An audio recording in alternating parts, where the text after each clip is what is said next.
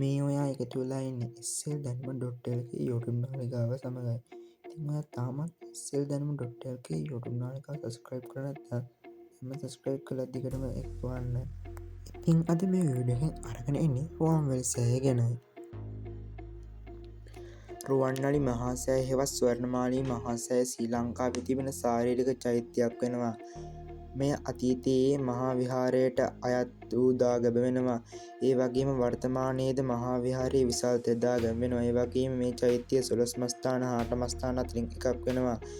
ඒ වගේ ඔයාලට ඉදිකිරීම ගැන කියනවා දුරින් රජු විසින් මේ මාසයේ තියෙන වෙසක් පුර පසළොස්වක පොහෝ දින ස්තූපයේ වැඩ ආරම්භ කරා.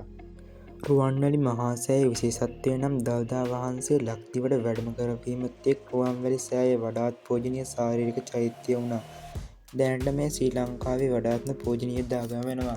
රුවන්වැලි සෑය විවිධ අනුවර්ත නම් වලින් හඳුන්වනවා. මහා ථූප, මහා ස්තූප, මහා සෑය, ස්වර්ණමාලී සෑය යන නම් වලින් මෙම චෛත්‍යය හඳුන්වනවා.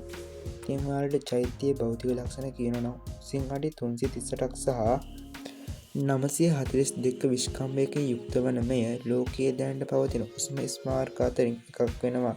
ඉතින් ඔයාලට දාගැබේ සැකස්ම ගැන කියනවා නම් පොළොවේ සිට සත්වියනක් යටට කැන අත්තිවාරම දමා ඒ මත ථූපය ගොඩනගා තිබෙනවා. යෝධයින් ලවා ගෙන්වන ලද හුණුගල් කණු ගස්සවා ඒ ශක්තිමත් වීමට සමින් මැසූ පතුල් සහිත ඇතුන් ලවා පාගවන ලද අතර රහක් සාමණේරයන් වහන්සේ විසින් ගෙන්වන ලද වෙදුරු මැටි ඒ මත අතුරා ඉන්පසු ඔඩොල් අතුරා ඇති බව මහාවංශයේ විස්තර වෙනවා. දාගැබේ එකල උස රියන් 120ක් හෙවත් අඩි 300ක් පමණ වූ බව ඉතිහාසයේ සඳහන් වෙනවා. ඒ වගේම රුවන්වැලි මහා සෑයේ මුල් ස්වරූපය බුබුලාකාර හැඩයක් වෙනවා.